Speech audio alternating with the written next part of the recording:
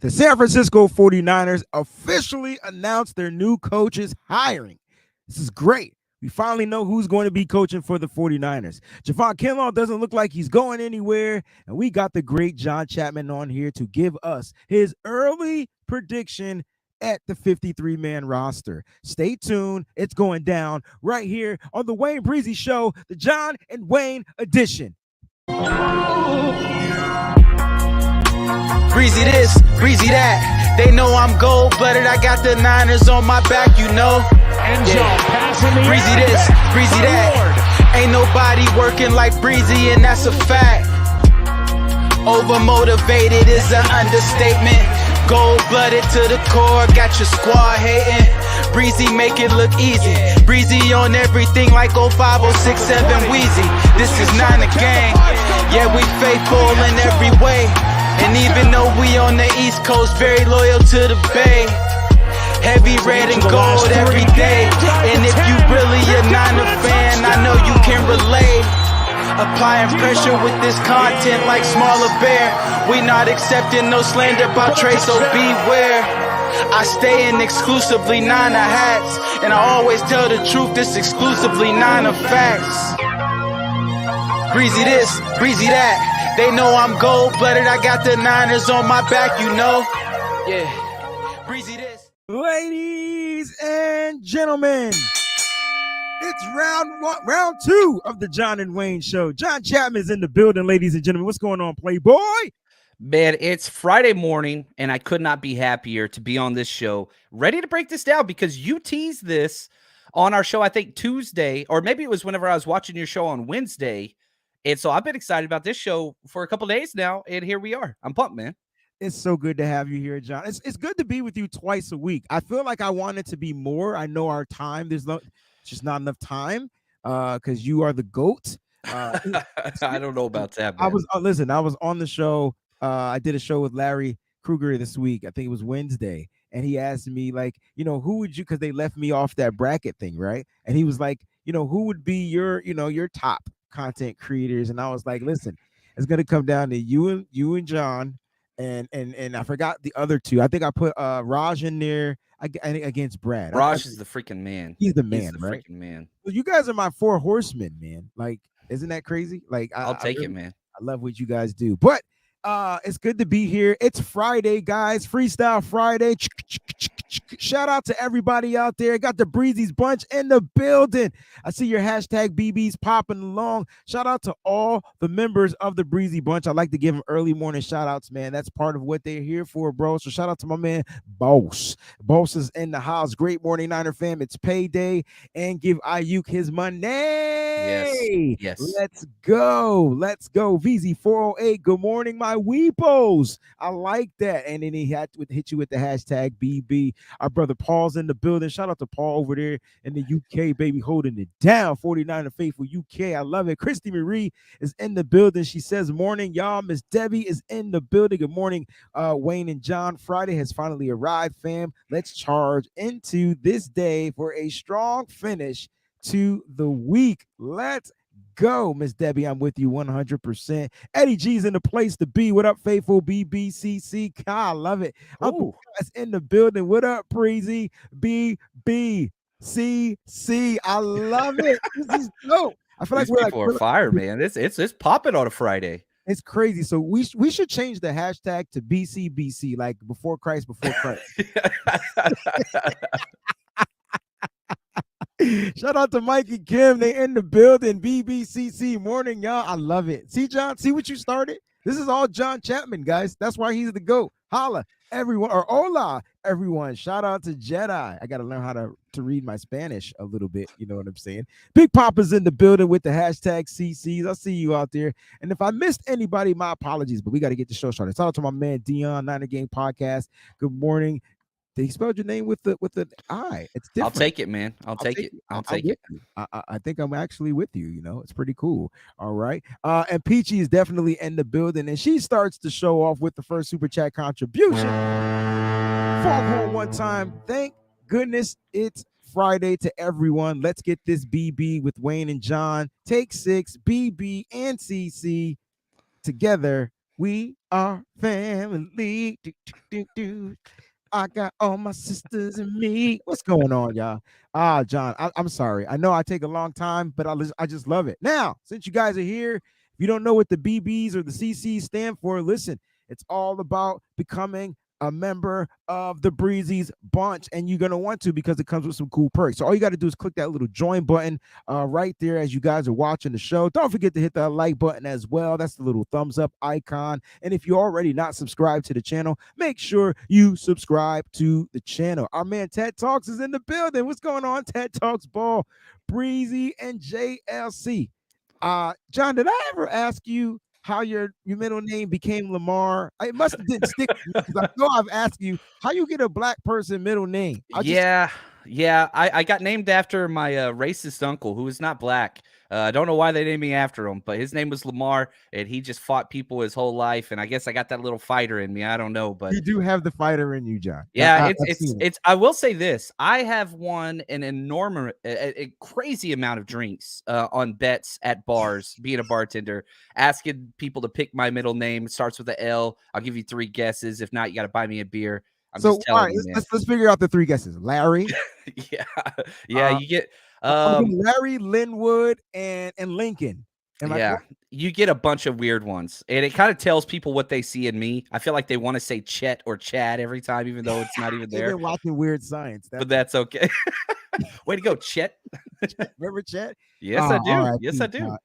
Paxton, man. Bill Paxton. That was his name, right? Bill Yep. Paxton. My nephew, his name's Paxton after that actor. My brother loved that dude. Oh man, what True a great story. movie too. If you guys haven't seen Weird Science, what a great movie. John, I'm happy to be here, man, because we're going to cap off the week of the 49ers content. Usually you and I kind of take them Saturdays and Sundays off of the YouTube channel to, do some other things, spend time with the family and all that good stuff. So our live shows kind of end, but you got your Patreon popping and things going on over there as well. But listen, let's talk about some of the things that just happened with the San Francisco 49ers. So on yesterday, they finally announced the new hires. All right. And I want to talk about the new hires just a little bit, John. And here we go. All right. We got defensive coordinator. Now we knew Steve Wilks was going to be the defensive coordinator, offensive passing game specialist, Clint Kubiak, defensive quality control, Jacob Webster, and then coaching operations assistant, Max Moles. Now, is that the boombox guy? I'm just curious. That was one of the positions that was the boombox guy. We'll see if he if that's part of his repertoire. But it's interesting. And I'll say this. The 49ers have been the most poached team as far as players, front office, and coaches. Like you name it. You work for Kyle Shanahan and John Lynch, you're going to get paid. And so I truly believe that they're the best in the NFL at working the practice squad and elevating and developing those types of players. Emmanuel Mosley, Azeez, Ross Dwelly. Good gosh. They have done such a good job. So to be a defensive quality control coach, and I forget, I was hanging out with my old coaching buddies this past week. We went on a ski trip up to Mammoth. You know me. And we were just talking. It was a long drive. It's like 5 hours to Mammoth. And I was like, all right, you've been doing this for a minute. If you could go back and start your coaching career over, what would you do differently? And we both said the same thing. You'd go be a GA or a quality control coach. GA is the same thing at the college level for a coach that you believe in and do all the grunt work and just work your way up.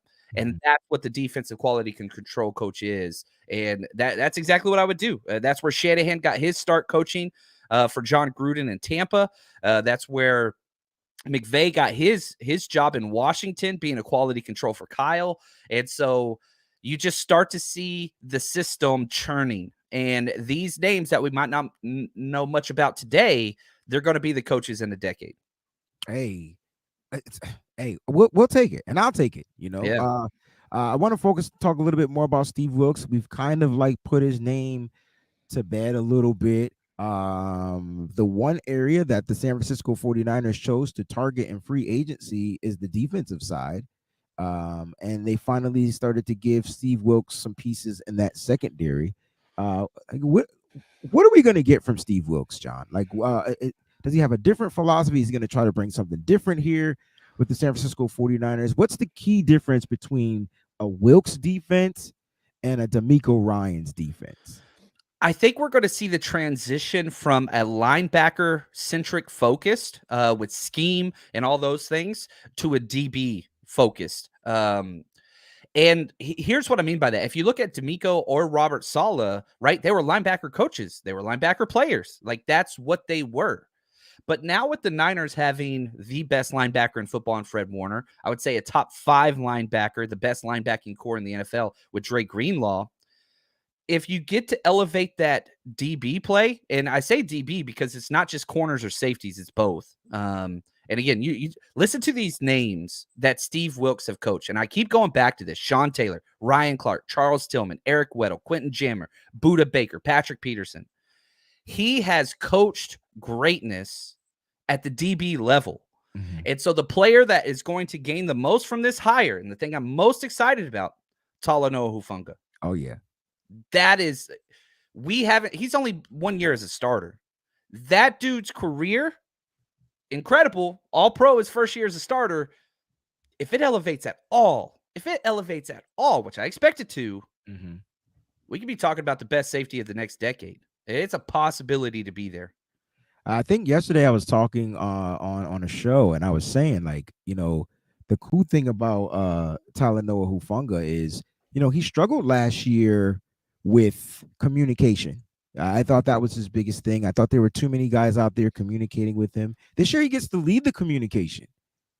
Dude, I think what you just said is huge. I haven't even thought about it because the communication was bad. Why was it bad? Jimmy Ward got hurt right before the season. Right before the guy who worked all offseason with, he got hurt. You put in, Tyson Gibson, who was great, but Gibson had to learn from Hufanga. There's a reason why all those communication issues happened. And yeah, it looks bad on Hufanga, but that dude went from grasshopper to master really damn quick. Super fast. And I know we saw his play decline a little bit, but that's geared to happen to a first-year starter. You know what I'm saying? For a person that starts off, some people start off slow. Remember, he started off fast because he was still riding on the high of having the best safety the best safety tandem in the league. Jimmy Ward and Talanoa Hufanga was going to be the best safety tandem in the league. Unfortunately, Ward ended up getting hurt, and they signed Tyshawn Gibson, and they bring him in, and then they got to get reacclimated, right. To the game plan. But Hufanga came out guns blazing. I think a lot of that helped because we had also Emmanuel Mosley, and you had Mooney Ward just locking down the outside. Didn't matter if it was zone or man, like they were locking it down. So it allowed Hufanga to play freely. So I'm excited. And the reason why I'm asking you this, you said that Hufanga benefits the most. I'm curious to know how he's going to help what's the word? Not produce, but continue to progress a player like Deommodore Lenoir, who finished the season probably the strongest out of all of the DBs. And he got a lot of the flack during the season too.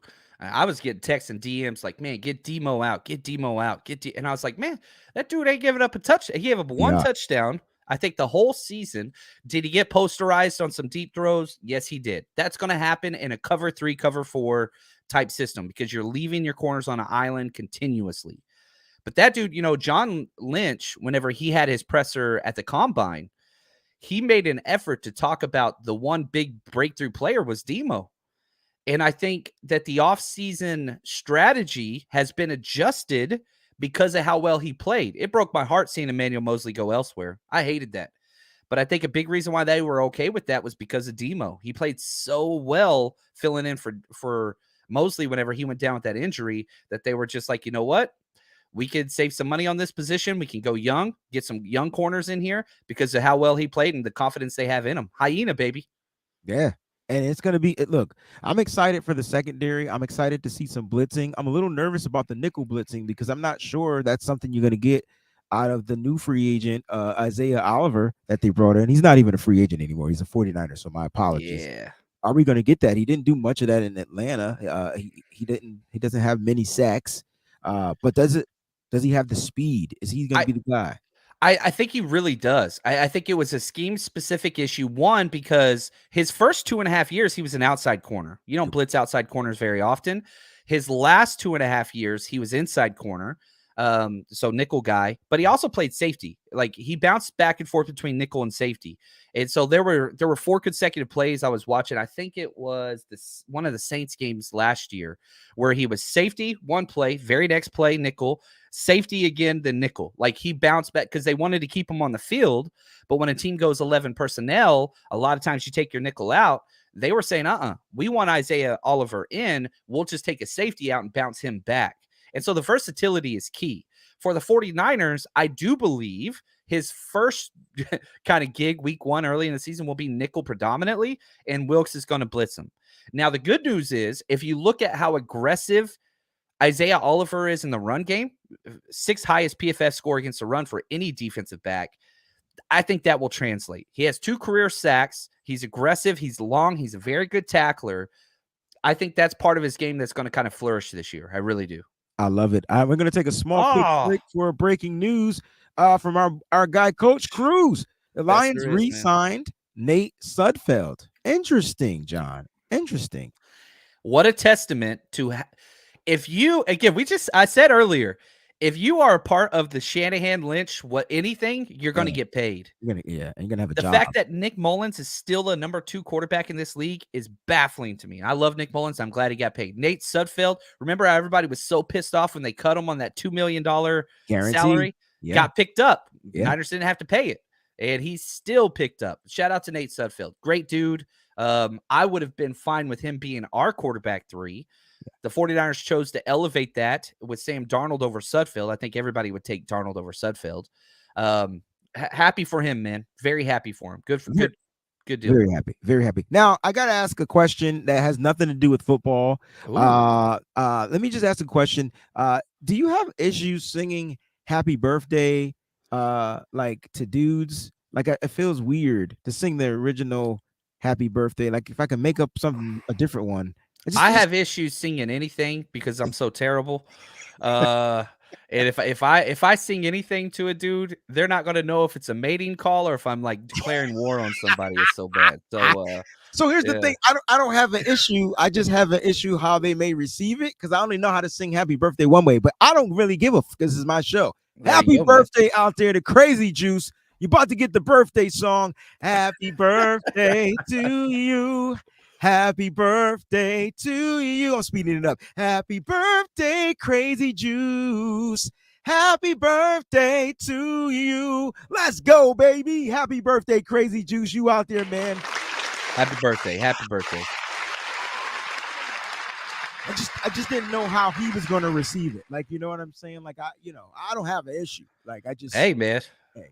Yeah, that's what I do. Celebrating people, that's always going to be on the positive side, man. For sure, 100%. Any other interesting news from the new hires that we have? I mean, let's talk about Kubiak a little bit. What are your thoughts? We got the other brother, Kubiak in the building. So now we got Kubiak squared in the building. So let's talk a little bit about it. Man, I think everybody wants to attribute the outside zone to Shanahan. Daddy Shanahan's not the one that created that. It was Gary. It was Gary Kubiak. It was a Kubiak system. Shanahan learned under Kubiak, took it, and then took it to the next level. So the original OG outside zone blocking scheme and all that stuff, that's Gary Kubiak, these guys' dads. Now, I'll be honest, and I'm usually a very positive guy. One of my biggest negatives with Kyle Shanahan, who I love, I have as a top 4 coach in the NFL, is just how he doesn't like outsiders. He doesn't like giving new people opportunities. It's the Shanahan loyalty program, and he's going to keep people that he knows and trusts around him and not give new people as many shots as I would have liked. It's a big problem with the NFL in general, the fact there's still Ryans and Shanahans and Kubiaks and all that stuff. It's who you know, not what you know sometimes. But I think both these guys, the Vikings were pretty happy to see him go. They did not really enjoy his time with their team. So, but with the 49ers, he's not going to be calling plays. He's going to be helping with research, design, things like that. So I think it's a good hire. It's somebody Kyle trusts. I do wish there was some new blood coming in a little bit more, but that's just me. That's just me. Yeah, man. I trust whoever Kyle brings in the building. Same. Same. At the end of the day, you're going to get good coaching. And then at the end of the day, we end up with draft picks somehow, some way. It's just the way that it works. And so I'm cool with it. I'm glad to see what's going to be. What do you think is going to be different, though, with the 49ers, like coaching wise? I mean, still Kyle runs the team, but I'm looking at Clint Kubiak. He's going to be defensive quality control. Like, what the hell does that even mean? So basically, the quality control coach, they are the ones that prep a lot. So if I'm a position coach, what I would tell my GA, again, GA in the high school and, It's like a college TA? levels, same. Yeah, very good. So I'd say, hey, man, I need to find out what this team does on 3rd and 3 or less. How many people in the box? How do they line up versus 21? Where do they blitz from? All those things. Like, they're trying to find all the little minutia on, okay, if we run, if we're in a 3-by-1 to the left side, how often are they playing man or quarters or halves on the backside? Things like that. And so you're just, it's a constant, it's grunt research and just finding out little bitty tidbits that the coordinators can exploit. That's what I like to hear, man. Real quick, we got another super chat contribution. Mimi B in the place to be. It's Friday. Let's get it. Bang, bang. Let's go, That's awesome, Mimi. man. Shout out to you, Mimi. Thank you so much. We appreciate you over here. Ah, man. All right, let's keep it moving, man. So, look, the new hires have officially been announced. They've been on the team for a long time. We just weren't sure, I was on Nothing But Niners last night. We had Jason on here, and he was explaining how the coaches even got paid. And he was trying to tell everybody, listen, they don't even get paid out of the salary cap. There's a whole different type of money. So is this an owner's expense? 100% owner's expense and does not have to be let out. So a lot of the NFL coaches, you don't need, you'll never figure out exactly how much they make. The only reason why we know what any coaches make is because of the Green Bay Packers, because they're a publicly traded company. They have to divulge everything publicly. Okay. So yeah, you could find out. They're kind of the measuring stick for what coaches make. And so you can kind of figure those things out, but we'll never know. And again, this doesn't come out of salary cap. This is 100% just out of Jed York's pocket. So I hope they're making as much money as possible. Anytime somebody gets paid, it is time to celebrate. Celebrating other people's success is a wonderful thing that leads to happiness, in my opinion. Real talk. I mean, that's from John Chapman, man. Like John Chapman to me is Gandalf the Grey and the White put together, right? Like, you be both of them. That's who I look at you. You're the wise one, or the Yoda. If you guys watch Star Wars, he's the Yoda. I'm not saying you're man. Old, bro, but you're just the master. There's a lot of similarities physical appearance wise. I'm just going to be honest. That is not where I was going with this, but okay. All right. John, did you get a chance to hear the Christian Watson interview on the Rich Eisen show? No, right, I missed this. Cool. So we're going to take a listen to it. Now, Rich asked him a little bit about Trey Lance. You know what I'm saying? And, what he had to say about Trey Lance was rather interesting. And I'm not sure if anybody else out there heard it. Guys, go on my TikTok. I think it's on TikTok. I'll make sure I post it on Instagram as well. But let's take a quick listen to see what he had to say. Quarterback in Trey Lance, knowing what it takes to be a quarterback in this league and knowing that he hasn't had much of an opportunity. How do you think he would fare if he's the starting quarterback of the 49ers? I got 100% confidence in Trey, not just because, I played with him, know the type of man he is, the type of player he is, and, what he's capable of. I think that, all he needs is what you said, just the opportunity. He needs that experience. He needs to just go out there and just, be given that time, adjust to the league and what it takes. I think that he has everything that it takes. He just needs to go out there and show everybody. We met him in face-to-face at the Super Bowl. He said he's open to having a competition, that he doesn't want the job given to him. I'm wondering what you think of when you hear that Lance said that. For me, I think that's the mindset I have going in every single year. So what feels people look the most in this league is the competition in this league. If you're happy where you're at, then I personally believe you're not going anywhere. That competitiveness is what's going to drive him and turn him into the player that I know he's capable of being. Do you get a good story about when you realized he had an it factor? Obviously, he was younger, inexperienced at that point, and so was I. He still had that dog. He had that grit, that grind. Yeah. For the moment he stepped on there, starting out on scout team. Just seeing him, perform like better than the quarterbacks that we were facing week in and week out. So, I saw from the moment he stepped on campus that he had something about him. All right, John, he got that dog in him. Yeah. It's the only thing that mattered to me. I mean, Christian Watson, if you're watching, I'm gonna need you whenever you do a phone interview or whatnot, pull the car over, and just you'll get to where you're going. Because his service was going in and out, it was terrible. But no, yeah, I need to take heed to that myself. We got to get to where we're going. But seriously, he got that dog in him, man. What did you get from this, bro? Because Trey Lance did talk about competition. I'm big on competition. The 49ers made the quarterback room competitive. End of discussion. It's competitive no matter what way you see it. I don't care if you don't like Sam Darnold. They brought in a young kid for a reason. Let's talk about this, bro.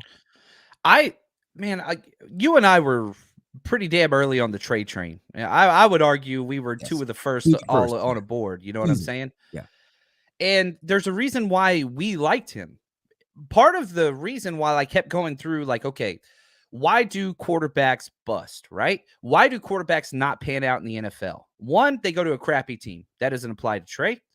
Two, work ethic. They don't have what it takes to study film and put the time in. Trey Lance, again, back-to-back years, most time in the offseason and the digital playbook. It's logged by the 49ers. Dude's a workhorse. Three, physical skill set. He's got in spades. Now, the one critique would be he's not as fast as everybody thought he was. He's not as elusive as everybody thought he was. So, whatever. You go through those things, it's really, really hard to determine this 22-year-old kid. People don't understand. He's younger than 11 of the top 14 draft-eligible quarterbacks. He's still a pup. You talk about that dog in there. It's a pup. Like, he's young. I'm sorry. No, so puppies be barking too. Arf, arf. Here we go. I had to get the right bark. I'm excited for him. I really hope that he takes this and runs with it. The addition of Sam Darnold, I really, really like as well. He's 25. He's 3 years older than Trey, which is crazy, but still young, despite having 56 games played in already. They just continue to insulate the position. And I love me some Brock Purdy, and if he didn't get injured, he would be the starter. Quarterback. But that's not the world we live in. Correct. And so this gives the 49ers just an extra opportunity to put Trey in there. I don't know what's changed from week 1 of 2022, where they had all the confidence in the world to Trey. He played 5 quarters, broke his ankle, and now what have you seen that would make you have less confidence in him? His job on the sidelines, first player. We go to the games. The first player off the sidelines, greeting Brock Purdy in the offense every freaking time. Complete ultimate teammate. Great. We just got to see it. He just needs the snaps. And so I'm a believer. We'll see what happens. If it doesn't work out, then we got Brock Purdy, which is wonderful. But my guess is Trey Lance will start the most games for the 2023 season at quarterback. There's only one way Trey Lance doesn't see the field as a starter, and that's if he happens to have some type of setback and his injury. That's the only way. Other than that, you're going to get the growing pains, and you're going to have to live with them. But here's the good thing, right? And I'm cool with growing pains because he should have had these mother-freaking growing pains. Yeah. But unfortunately, his rookie season, he didn't get the opportunity because it was all about Jimmy. And then after that, he ended up getting hurt when they were full in on Trey. I still believe that they're full in on Trey just like you do. And I actually think with Brock Purdy, look, I like the fact that we got Brock Purdy. He's technically the insurance plan. And so here's the thing. Brock, rest up, heal up, take as much time as you need. We want to make sure you're 100% correct. You can make all the throws. I'm talking the short throws, throws across the body, throws across the field, throws down the field, intermediate route, deep, without hurting. Let him heal up. There's no rush to rush Brock back, right? There's no rush. He's going to get his money. He's going to get paid. He's still a quarterback for the 49ers. And when he's ready to go, he'll get the opportunity. But for Trey Lance, I like this interview because I want to hear from other players about Trey.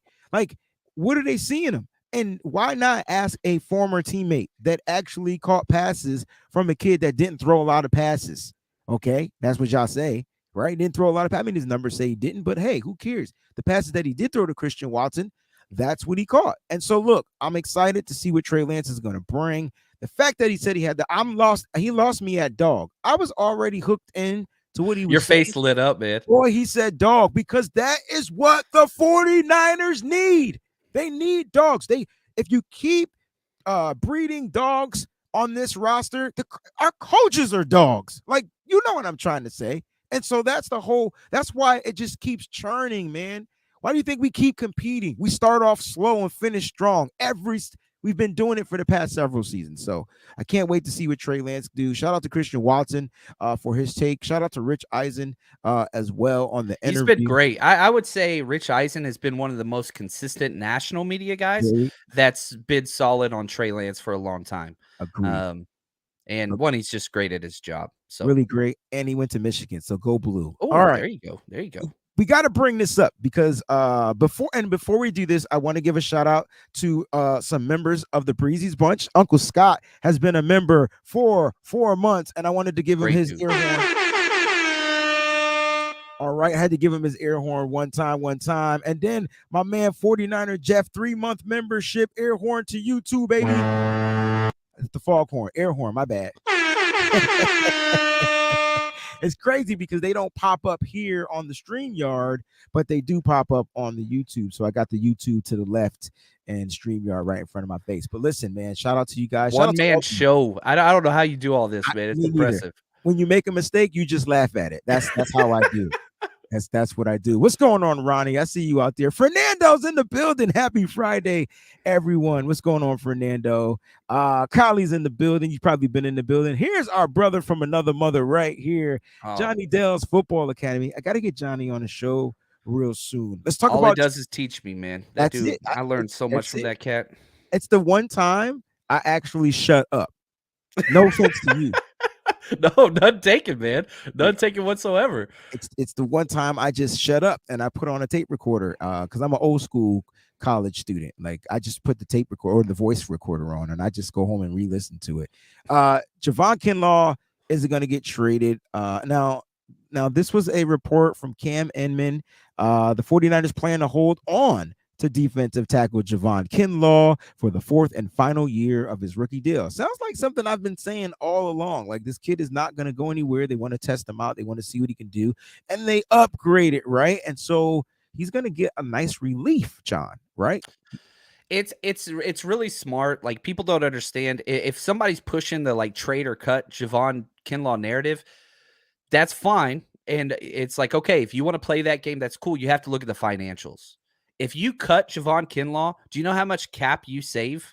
$0. $0. That was like we were going to save money, and then you saved nothing. It's a $4.9 million cap hit, whether he's on your team or he's not. That was funny. And so it's just like, you're not going to do that. And if you look at Javon Kinlaw's tape, which what I'm currently doing, me and Juan Salas, shout out to Juan, we're going through and we're cutting up all the plays from the second half of the NFC Championship with Javon Kinlaw. Everybody put the bad plays out there, and they were awful in the first half. Second half, he played really good.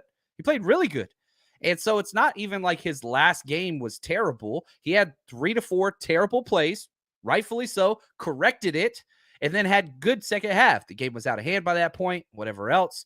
It's not like he was making like sacks and tackle for losses, but he was doing his damn job. He's going to be the number 3 defensive tackle on this group, and that's fine. He's not picking up his 5th-year option. He's going to play out his contract, probably go somewhere else, and the 49ers to get a comp pick for him next year, because this is the same guy. He's probably going to get $3 to $4 million, maybe more next year, and you'll get a 6th or 7th round comp pick next year. So give him another chance. Let him see if he can come back and stay healthy. Hey, now look, I'm still high on this kid. Okay, I still think he has something to bring to the table.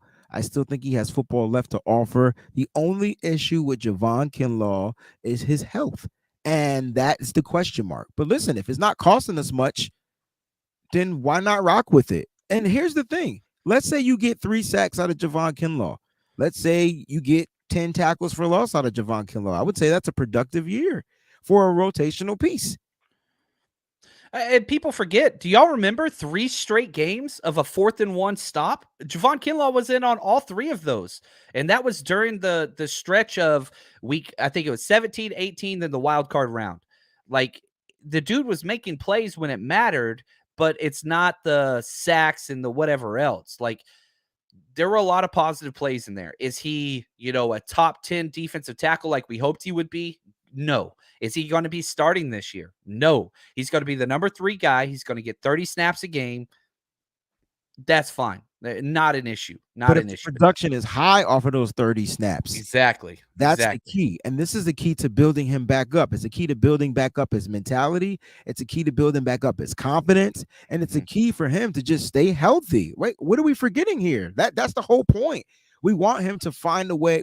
The 49ers are trying to figure out a way how to get something out of there from a first round pick. And they're trying to make sure that he has the best possible scenario handed to him. So what did they do in the offseason? They signed defensive tackle Javon Hargrave, right? So that's an upgrade over everybody on the line except for Nick Bosa.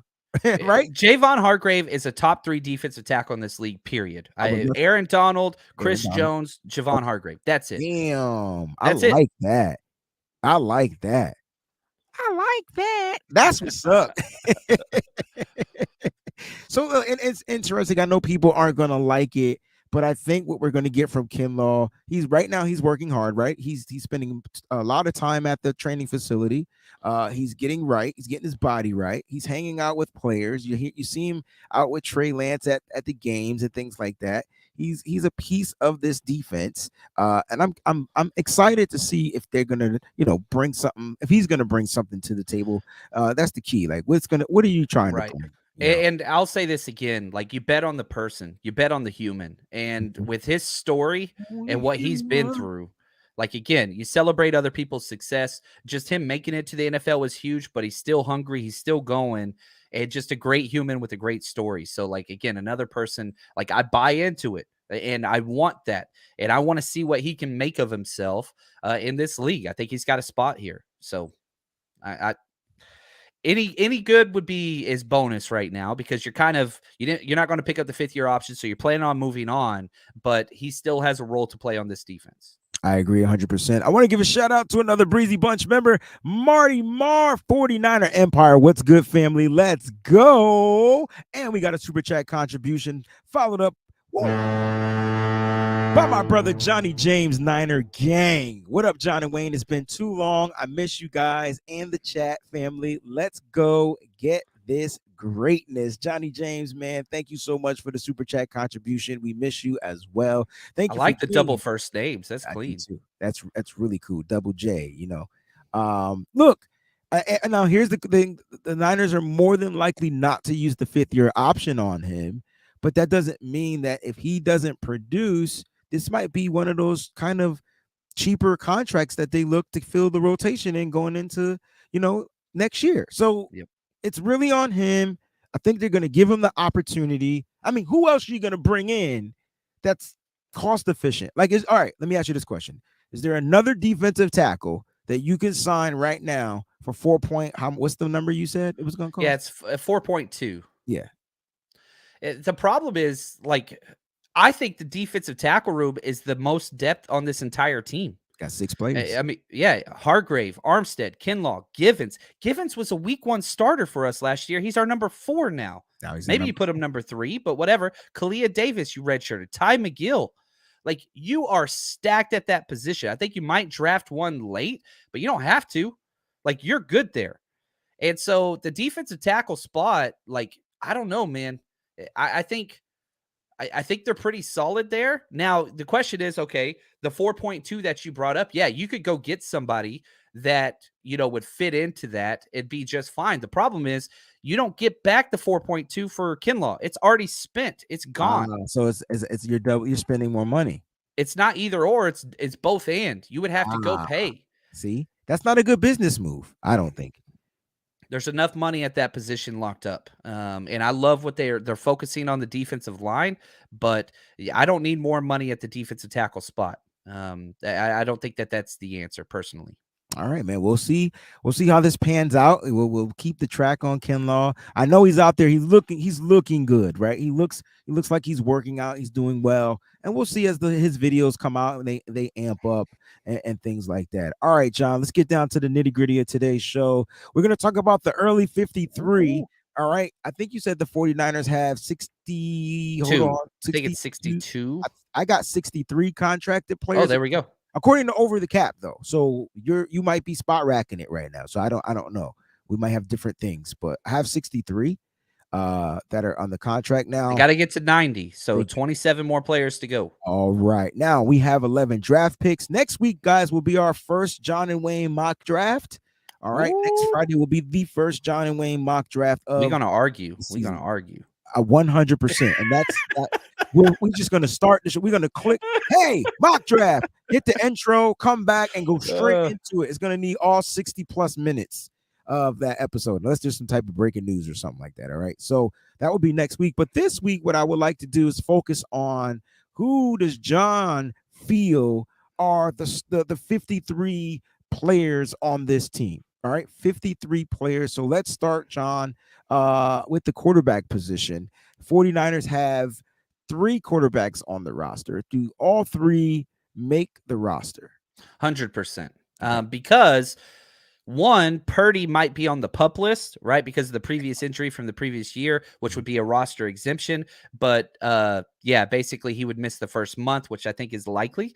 Lance and Darnold, they'll be there. You'll either have 3 or 2 there, one on the PUP. But yeah, Lance and Darnold will probably be the first 2 quarterbacks that'll be active week 1. I do not expect Purdy, even if he's fully cleared by the last week of August, which is what his timeline says. September 10th is opening weekend. I expect him to be a scratch, even if he's not on the PUP. I don't think that he'll be activated for week 1. If you know the 49ers like we know the 49ers and how they utilize the language and the systems that are built to save players and things like that, he will start the season on the PUP list. Hence why they went and signed Sam Darnold too. So you guys got to understand what they're doing. Now, for the PUP list, John, how many weeks is that? Is that 6 weeks? So it used to be 6, now it's 4 4 weeks. You have to miss 4 minimum. So it's like the IR, but it's not the IR. Correct, because it doesn't count as an IR spot. Which means that they can bring, once you get off the PUP list, you could come back. With the IR, you can only come back a certain amount of times, correct? And you get 8 IR players currently. There you go. And that's what happened to us last season, John, right? Now, and I know I'm off topic, but it's interesting how we brought back Elijah Mitchell, but we could have brought back Hassan Ridgeway. I know this is hindsight, and Elijah Mitchell doesn't play in the NFC Championship game. How crazy was that? So it had to. Do you think the 49ers mismanaged the IR last year? Not because of Elijah Mitchell. I think they did because of Curtis Robinson. Who that was one of the spots they used early. So I think they're going to be a little bit smarter with how they use their early spots. I agree. Because Curtis Robinson's awesome, special teamer, whatever. But like, yeah, you could have had a defensive, plus player come out instead of just a special teamer. So I think they could be a little stingier early on. At least I hope so, because we know the 49ers are going to get injured. But that's okay. And it's a small criticism. And so like I want to say this, I'm not being negative to Kyle Shanahan and the 49ers, but I am going to be a little critical of some of their moves. And I think that they would probably say a similar thing as well. Again, Kyle Shanahan is a top 4 coach for me in the NFL. Probably trending higher. I love me some Kyle Shanahan. Yeah. I agree with you. All right, so our quarterbacks are set. We're taking 3. All right, let's go to the running backs. There's 4 on the on the active roster right now. We've taken these same 4. Yes, 4 plus 1 with Juice in there. CMC, Mitchell, Juice, Jordan Mason, and TDP. Those would be the 5. That's again, like as far as like positions that are just stout. The running back room, the defensive tackle room, those are 2 at the top of the list because how is somebody going to break into that? It's going to be hard. Draft pick, how's somebody going to pass one of these cats to where they'll cut TDP? I just don't see it. They like TDP a lot more than Trey Sermon. I know that the parallels are there with the 3rd round pick and all that stuff. I just don't see it. You remember they gave TDP carries over Jordan Mason in the NFC Championship game, which I think was wrong, but they do like TDP much more than Trey Sermon. Oh, I agree. I mean, TDP, he finished with about 99 rushing yards last year. Mason finished with 258, which was interesting. I mean, I'm like, damn, give him the ball more. Yep.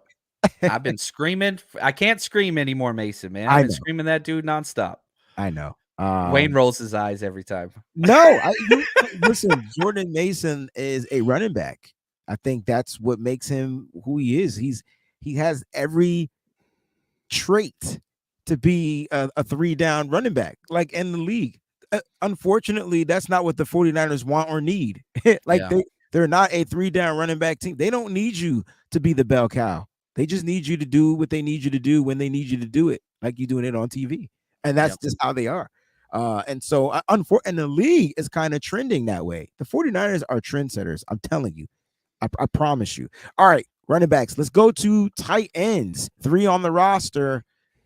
All 3 making it.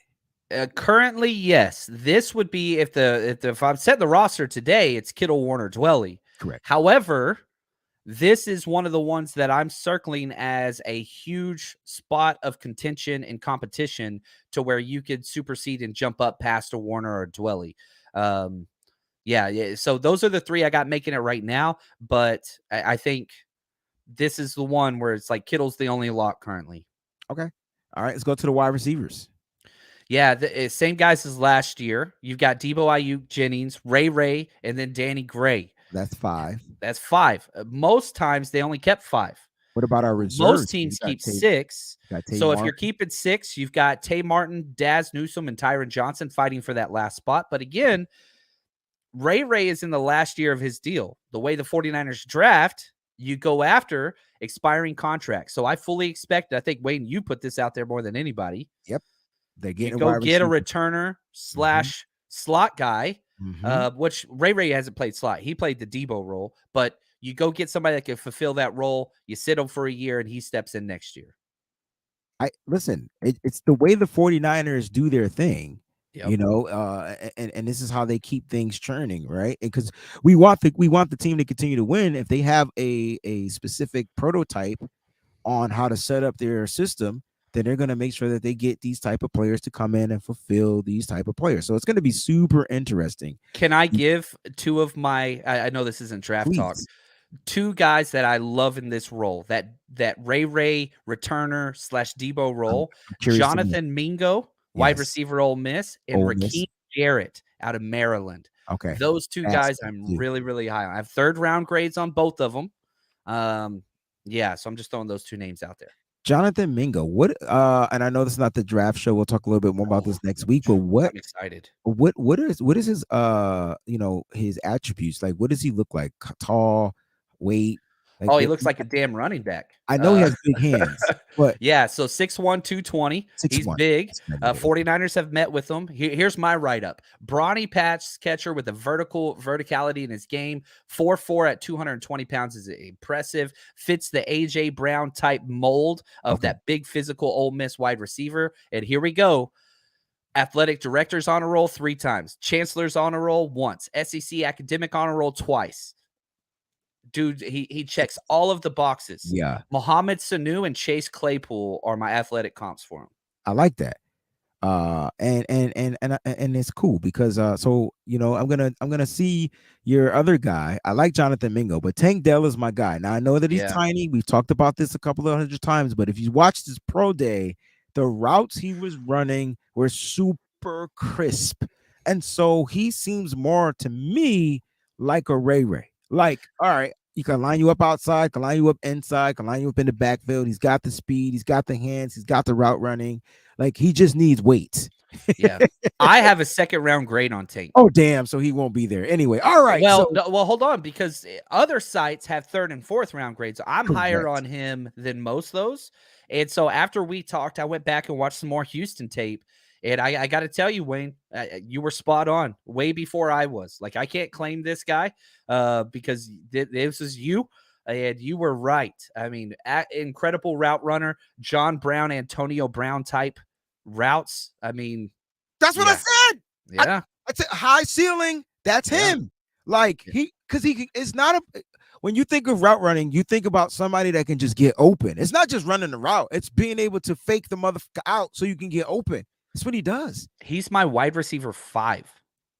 Like, damn, I'm pretty high on this guy. That's interesting. Stop getting me all excited about possibly, Anyway, all right. So we got our receivers. Let's go to the offensive line. How many are you taking at the 49ers?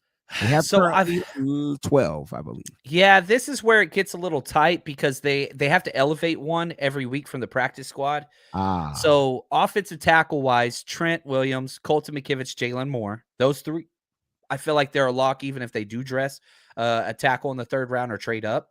I think the wild card here, they have Alfredo Gutierrez. I don't think he's making the roster. Leroy Watson, UTSA, he was teammates with is it Spencer Leroy Burford. or Leroy, or is it tomato? I don't Does know. it matter? I don't know. You know, Leroy. Let's go. Leroy. Leroy. And so like he's a guy converted tight end. That's a wild card that I think might be able to. His ceiling's pretty high. The ceiling is pretty high, and He might get bumped up there. That's one I've got an asterisk next to that. He could be one of those guys that fits in interior wise. We know the first three: Banks, Brindle, Burford, and John Feliciano. His contract, he's making it. So for the offensive line, not making it, what do you do with Nick Zakill? do you redshirt him again? If you redshirt him, you got to have him on the active roster like they did last year, and just a healthy scratch every game. But they haven't seen him yet, so he could be a practice squad eligible. I'm talking about the league. Right. So if you cut him, so you would have to cut him to do that. To cut him. Yep. The 49ers were scared of that last year and kept him, right? So again, the initial 53, nobody can touch. Practice squad, anybody could steal. So Nick Zakill was protected all of last year on the 53 despite not playing. Correct. I think it was more because they needed an emergency center on the roster just in case something happened to Jake Brindle. And right. and they needed somebody, even though Daniel Brunskill was there. They wanted to have just that extra. Now he was inactive a lot, but yes, just to be on the roster, I think that was part of their reason why they needed. Let's take a quick pause for another contribution break. Shout out to my man Aaron from 49ers First Take. Aaron's on. He says, cheers to you both. Aaron and I will be doing the show tonight on his channel at 5 p.m. Eastern Standard Time. So make sure your alerts are set to on. Make sure you go follow 49ers First Takes right here on YouTube. All right. Subscribe to that channel. All right. Do that. Do it. Matter of fact, open up a browser on your phone, on your laptop, or whatever you're watching, your iPad, your notebook, your teddy book, whatever you want to call it, and go ahead and subscribe to that channel right now as we speak. All right. Listen, this is awesome. Mose, you should not do this because I know every line to this movie. Just direct your pizza to Daddy Green's Pizza. Were you a Last Dragon fan? I was a big Last Dragon fan, man. I told you I'm a big Busta guy. Yeah, so right. I got no choice, man. Let me ask you this question: the blue glow or the red glow? Because the red glow was fire. Red glow was awesome. That shit was way better than the blue glow. They need a better good guy glow. Yeah, like right. The red glow. My bad. They took that shit from Big Trouble in Little China too. I don't know if you remember. Great that movie. Great movie. Awesome Great movie. Don't know who directed it. Don't care. Just know it was amazing. Good old Jack Burton. Yep. I just love movies, dude. All right, let's get to the defensive line. Let's start with the edge rushers. We have 5 now. Yeah. So you've got Bosa, Drake Jackson, Cleveland Farrell, Austin Bryant, and then you got Alex Barrett, who I just don't have making. I don't have making the roster. I think he's just going to be another practice squad guy that they really, really like. He brings versatility. Last year, they tried him out on the inside. He was playing defensive tackle snaps in preseason and did not go well. We'll see if he bulks up and they keep him in that spot. But yeah, so Bosa, Jackson, Cleveland Farrell, Austin Bryant. But I will say this. Austin Bryant, I don't see as a lock to make the 53. Very similar to Kimiko Trey last year. Ooh. If they hit on a couple draft guys that they like and they surprise, because I think they'll add not 1 but 2 edge players in this draft. Austin Bryant is the bubble guy for me. All right. Give us your 2 edge for everybody to watch and look out for. Who are the 2 edge rushers that you feel you have? I know you have that shit right in front of your face, so I asked you right on the spot. I love it. Yeah. There's a lot of guys on the back end. You know, everybody wants to talk about guys that I just don't think are going to be there. Okay. Because edge goes early. So realistic, Zach Harrison, Ohio State. That's Dylan Horton, TCU. Okay. I haven't looked. KJ Henry, Clemson. Those are 3 guys that I like early. If we're going let's push a pause right there, because sir. why do I feel that KJ Henry is going to be the guy? He's fun, man. Clemson. We just signed 2 Clemson You guys. see where I'm going with this? You guys see the correlation? I Go mean, get it's another one. going to be a Clemson party. Like, I just can feel they're going to bring in the young Clemson kid or whatnot. All right, Well, keep going. there's a reason why Clemson guys make sense for the 49ers. We're size and weight Yes. prototypical. We have the 49ers have standards of certain positions. 6'4", 260. That's what they want every single edge to look like. 6'4", 260, around there. KJ Henry, 6'4", 251. Like, he fits the size and length and all those things that they want. Oh, what's up, Jared? I didn't know, Jared. I didn't even know I had a Spotify follower, and I'm glowing. Jared, thank you. I'm an Apple Music guy, Apple Podcast guy. I occasionally listen to my Spotify, but the fact that you are following on Spotify, thank you. And thank you for watching too. What's up, Jared? I love it. I love it. You guys Now, go to Jared.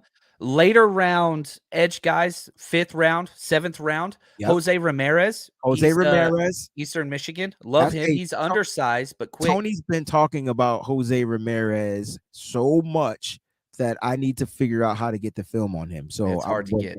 It's hard to get. Eastern Michigan. The Niners went to his pro day yesterday. Okay. Viliami Fehoko out of San Jose State. 6'3", 276. 49ers have met with him twice now. And the last one I'll give you, another Ole Miss guy who the 49ers have met with as well, Tavius Robinson. Okay. 6'6", 250. So again, he kind of fits. His play style comp was Deion Jordan, who this team went after as a late pickup as well. So like transferred from Ontario. He's a Canadian guy, which is fun, to Ole Miss. He went from the north to the south, baby. Just like that. You know, I'm sure he got sick right away too. Like, as soon as he hit that climate change. All right. So listen, this is good. This is good. So we have addressed the edge. Now, John says he feels like we're going to take 2 edge rushers in the draft. Let's talk about the defensive tackles, because there's currently 6 of them. I know it's not feasible that all 6 make the roster, but who do you see getting cut out of these 6 players, bro? Because that's where it gets curious, John. Yeah. And it sounds like it's going to be TY. Yeah. I think if they did cut one, it'd have to be, you're not cutting Kalia Davis, you're not cutting Givens, you're not cutting Kinlaw for what we talked about earlier. You don't get any money back. Armstead, Hargrave.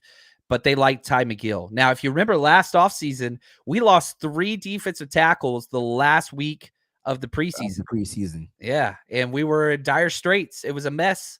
Yeah. You know, we lost everybody. And so they're stocking up on that position. It's possible to have 6 guys active, especially with Armstead, who could play outside as well. But 5 is probably going to be the number there. All right, so 5, and that's right. You know, 5. I got 11. So 6 edges, 5 tackles.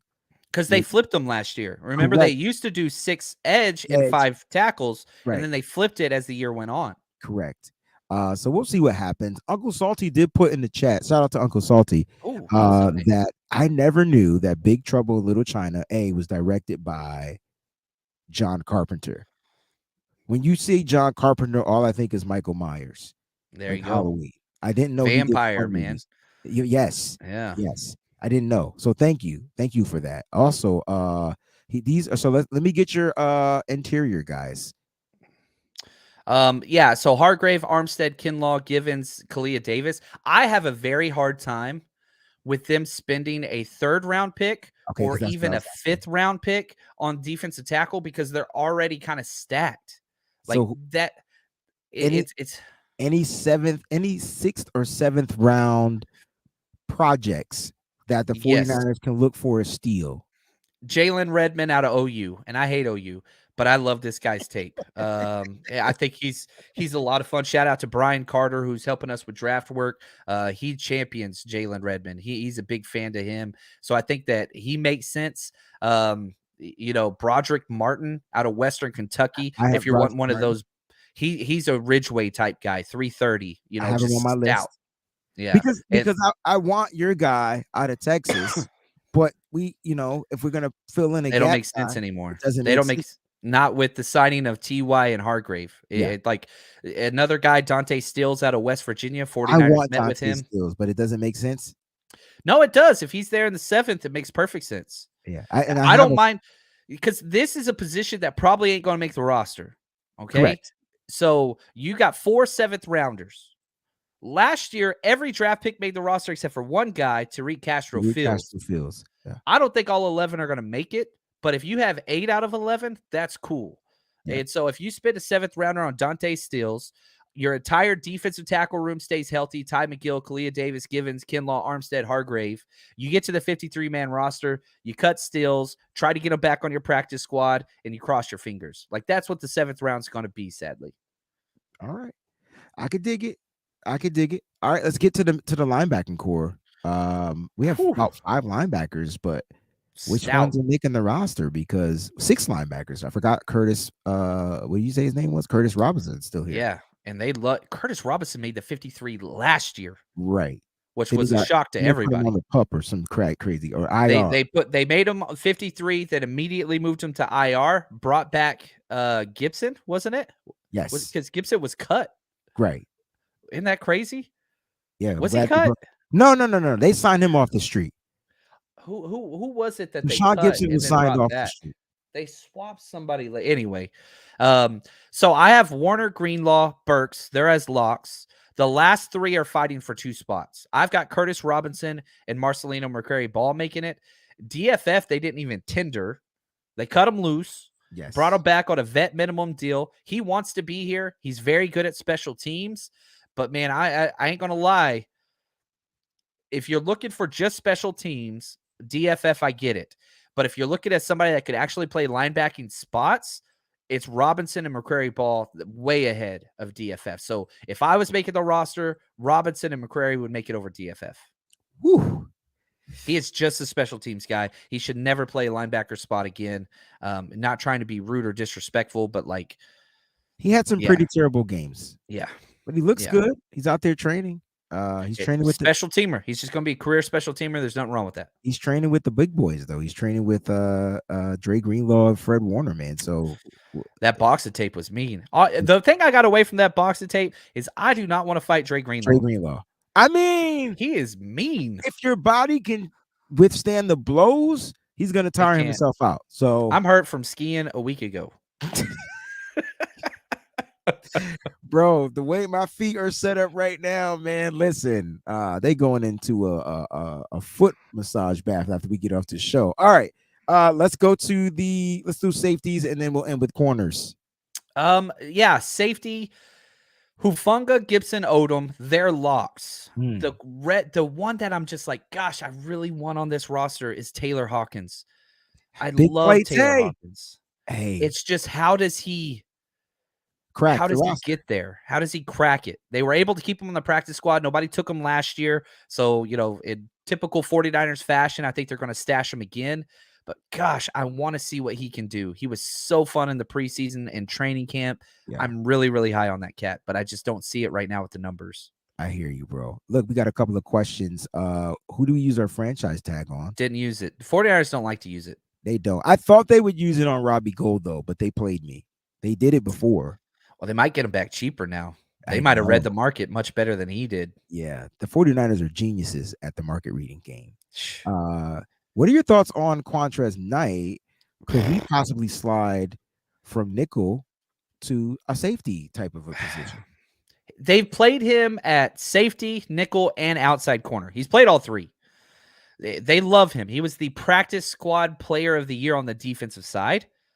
I'm the biggest Q Knight fan that exists, I think. I love this kid. He's a ball hawk. Just get him on the damn field. He's a personality. He's energy amplified. Like, you want to know the closest thing to Jimmy Ward? It's Quantrez Knight personality-wise. Not talking like game tape.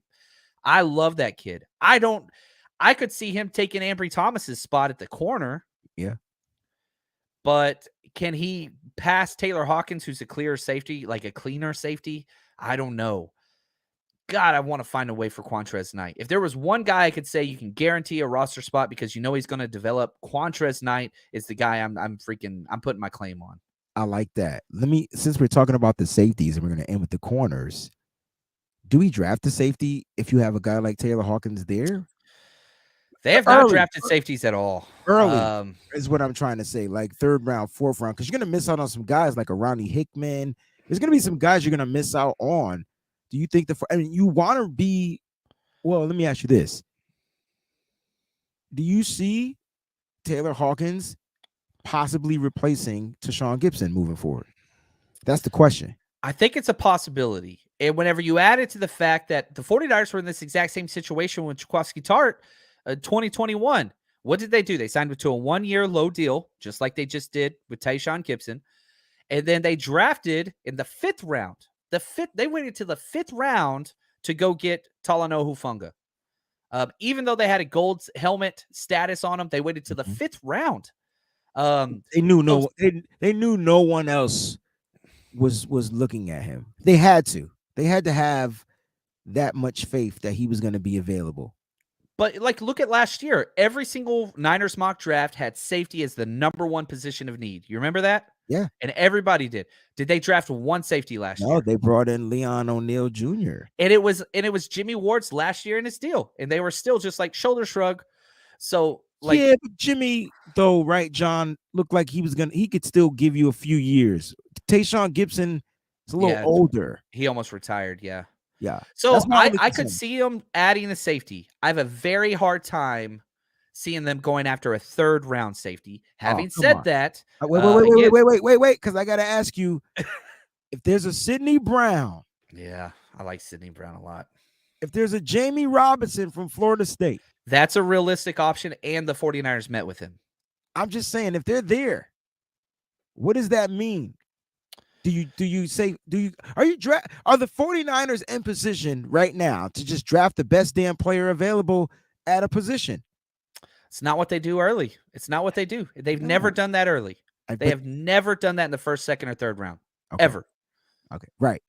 Running backs. They do it late. I got you. Running backs. But they go after positions of need early and premium positions. That's why it's always edge or O-lineman, right? It's D-line, it's O-line, and then it's position of need. They draft Ayuk whenever they lost Emmanuel Sanders, right?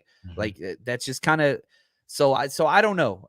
I don't see them doing that. Not saying they shouldn't, not saying I disagree with them. I'm just saying based on their track record, we have not seen them do that.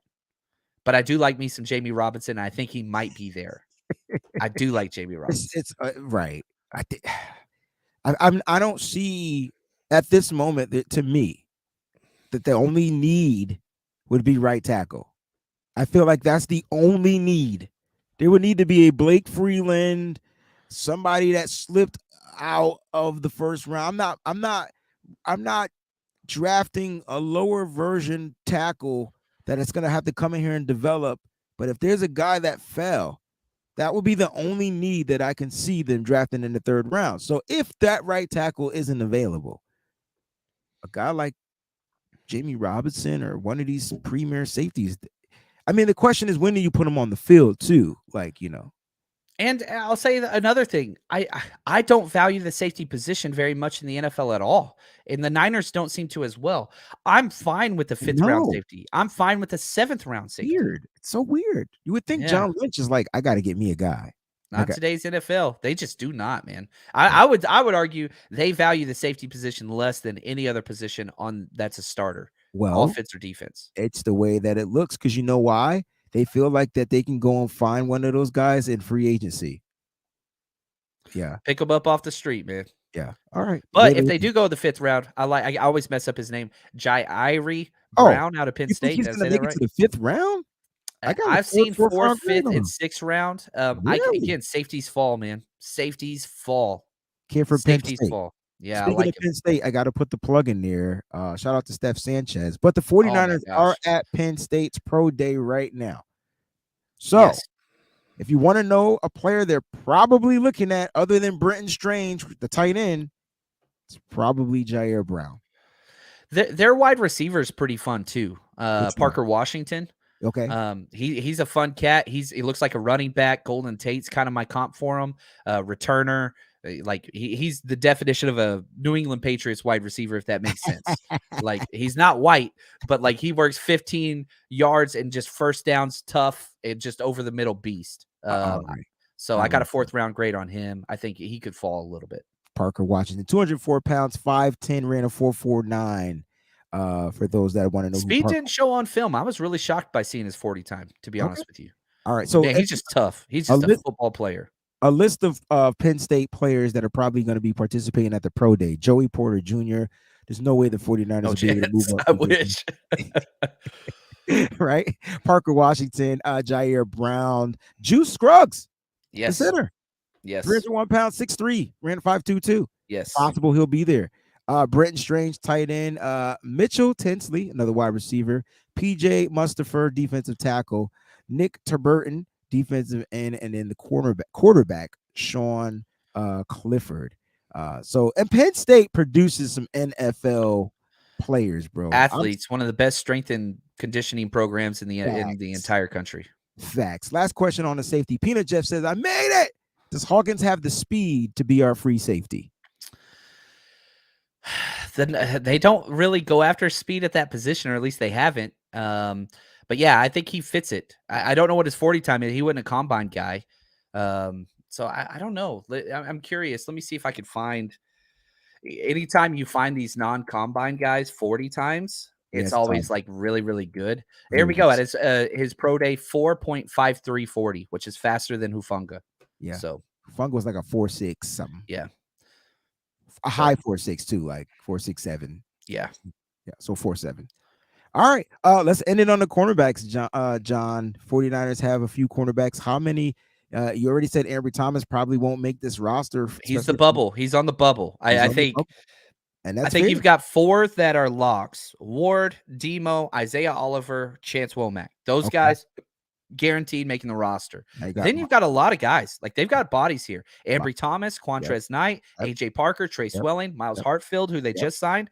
So the 3 guys right now that are fighting for a spot: Ambry Thomas, Quantrez Knight, Miles Hartford. Correct.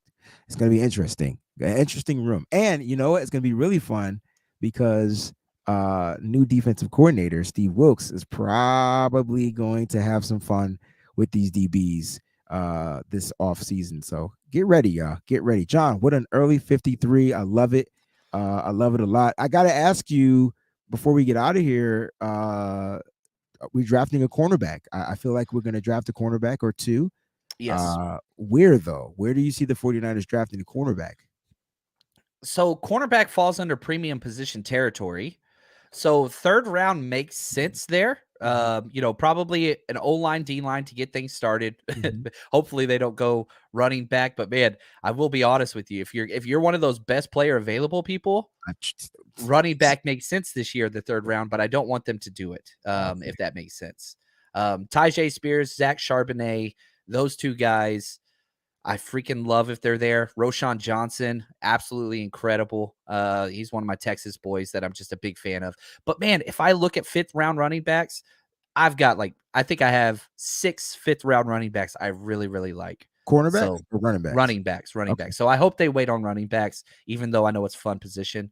I got about 6 too, bro. Listen, if Tyjae Spears is in the 3rd round, F it. Just draft him. That's who I have my heart set on. He's so good. It's just because he can come in here and the 49ers will continue to be productive from day one. 3rd down back. That's all you need him for. 3rd down back. And it relieves pressure. But there are a plethora of running backs that the 49ers can get, Yes. But if you get in a corner in the 3rd round, Darius Rush, baby. That's my guy. Yeah. The Niners met with him. They like him. That's the guy I want. So I'm sorry. I don't want guys, but that's the guy. Like, if we can get Darius Rush, oh my gosh, he doesn't have to redshirt, but if he did redshirt, oh my gosh, can you imagine? Mooney Ward's contract expires. They probably won't bring him back. You got the replacement right there. He's a big corner out there on the edge. Man up. Woo. All right, I like this, man. I like that. Jalen Jones, another kid. What's the kid from Kansas State? Let's see here. Julius Brents? Yes. Oh, he's fun, man. That dude is a freaking athlete and a half. Okay. And he makes sense. 6'2", 198. Him and Rush have like the exact same athletic profile. Same profile, bro. And that's kind of what they do. Awareness is top notch. 49ers have met with him. Academic all Big 12. Like he's got 41.5-inch vert. Like he has an athletic profile that is to die for. Yeah. And so he is your perfect build. It's just where is he going to go? Second round is probably where he should go, but there's a lot of second round corners. Somebody's going to fall. All right. We got one more question from Mimi B. Do you think a free agent player of need can possibly come to the front office taking low money so that they can play for a winning organization? It would be at the edge position, which there's a plethora of guys, old, long in the tooth guys that are just sitting there waiting for one of them to fall to establish the market. And so, what's up, Brian? And so the edge position makes the most sense. There's just so many guys there. Justin Houston. Yannick probably doesn't fit into that mold, but I mean, there's just guys there. Leonard Floyd, lots of guys that can get, 4 or 5 sacks for, a $3 million contract. But we'll see. They did the same thing with Kamiko Toure last year, and he never got PT. So, hey, there it is. There it is. All right, man. Listen, thank y'all so much for tuning in. Before we get up out of here, please go ahead and check out my brother, Ted H. He is live right now. I'm going to post a link right here on his show so you guys can check him out.